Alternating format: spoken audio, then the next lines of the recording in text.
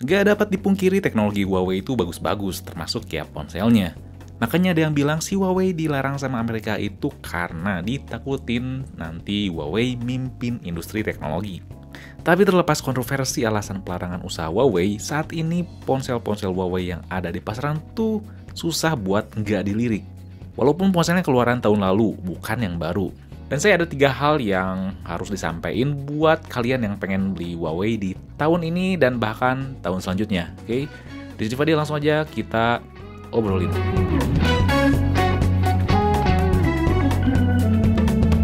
Yang pertama tuh nggak ada kejelasan tentang update Android dan aplikasinya. Lisensi Android buat Huawei itu asalnya udah di stop ya, tapi Huawei dikasih lisensi sementara buat pegang Android sampai Agustus tanggal 13 lalu. Lalu gak ada kejelasan ya dari habisnya masa lisensi sementara itu.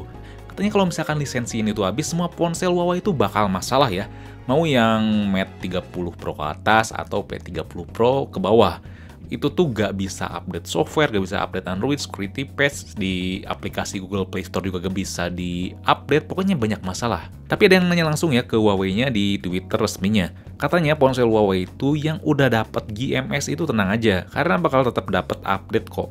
Aplikasi juga gak akan ada masalah. Dan Huawei yang keluaran tanpa GMS juga masih bisa bekerja kayak saat ini aja. Jadi sampai video ini dirilis tuh Google juga gak mau ngasih keterangan lebih lanjut mengenai gimana nasibnya si Huawei setelah lisensi ini tuh habis. Karena dilema juga buat si Google. Google tuh gak bisa sembarangan nyabut gitu aja lisensi buat Huawei. Gak bisa langsung buang Huawei gitu aja. Karena Huawei dari tahun sebelumnya tuh selalu ada di posisi teratas sebagai ponsel terlaku di dunia. Bahkan di kuartal kedua 2020 ini mereka menjadi nomor 1 sebagai ponsel yang paling banyak dijual, mengalahkan Samsung, Oppo, Vivo, iPhone, dan lain-lain. Jadi kebayang lagi mana nanti si Google bakal rugi kalau sembarangan ambil keputusan. Yang kedua tuh ada langkah cadangan ya. Jadi ada 2 langkah yang mungkin bakal dilakuin sama Huawei kalau misalkan lisensinya secara keseluruhan tuh dicabut. Jadi seluruh ponsel Huawei ya gak lihat yang keluarnya kapan, sama GMS atau update Android itu bakal masalah. Nah, yang pertama semua si ponsel tuh bakal ditreatment sama kayak Mate 30 atau P40 sekarang. Jadi ya pakai Android yang tanpa lisensi, terus ya misalkan pakai HMS, ngandelin Petal Search, pokoknya pakai Android yang emang bukan dari Google, jadi update-nya pun semua dari Huawei. Atau yang kedua, Huawei bakal nerapin secara keseluruhan Harmony OS 2.0 yang katanya tahun depan tuh mulai diluncurin di beberapa ponsel yang mungkin masih berfokus di China sih. Tapi kalau misalkan ya si lisensinya dicabut, kemungkinan besar tuh ya si Harmony OS bakal diterapin secara global. Yang ketiga, install paksa GMS.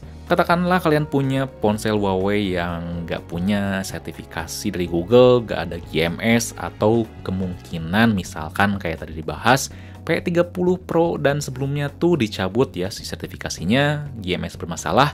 Lalu kalau misalkan kalian cari di forum atau YouTube dan sebagainya, pasti nemu aja cara buat nginstall GMS-nya pakai LZ Play lah atau semacamnya.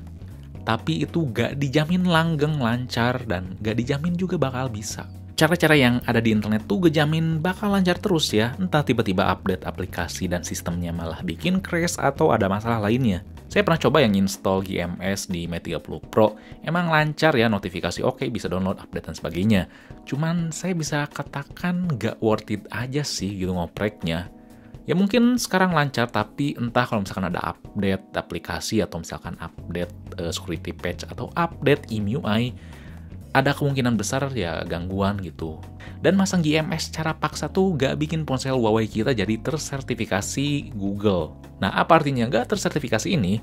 Jadi walaupun misalkan kita berhasil ya mengunduh atau mengupdate download aplikasi di Play Store, gak mengartikan kita bebas dalam menjelajahi semua fitur GMS. Pasti ada fitur yang gak jalan, pasti ada juga aplikasi yang gak jalan dan gak bisa di-download di Play Store. Jadi dari 3 poin yang tadi itu bukan mengartikan jangan beli Huawei ya. Saya udah beli ponsel Huawei ya, udah beli, emang ada GMS-nya, terus saya belinya sekarang udah lumayan turun 8 juta kurang dikit. Nah, saya beli ini dengan alasan tertentu. Sekarang kita unboxing dulu dan nanti kita review.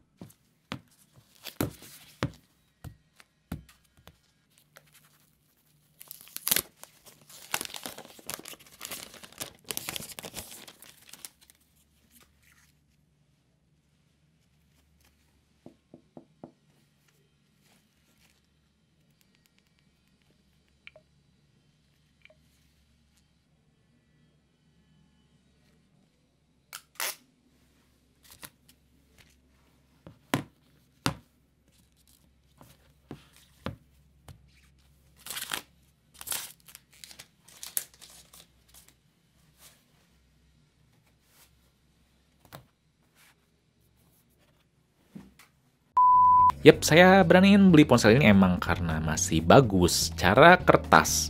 Tapi nyatanya nanti kita coba ya. Terus nanti kita review ya gimana pengalamannya pemakaian ponsel ini di tahun penghujung 2020 ini. Apakah masih worth it untuk dibeli atau enggak? Karena mengingat ya di harga ini tuh dibayang-bayangi banget ya sama Poco F2 Pro. Jadi ditunggu aja ya reviewnya. Dan jangan lupa kalian buat like, share, subscribe Fixme, lalu nyalain lonceng notifikasinya biar gak ketinggalan video berikutnya. Oke, di sini Fadil, peace out.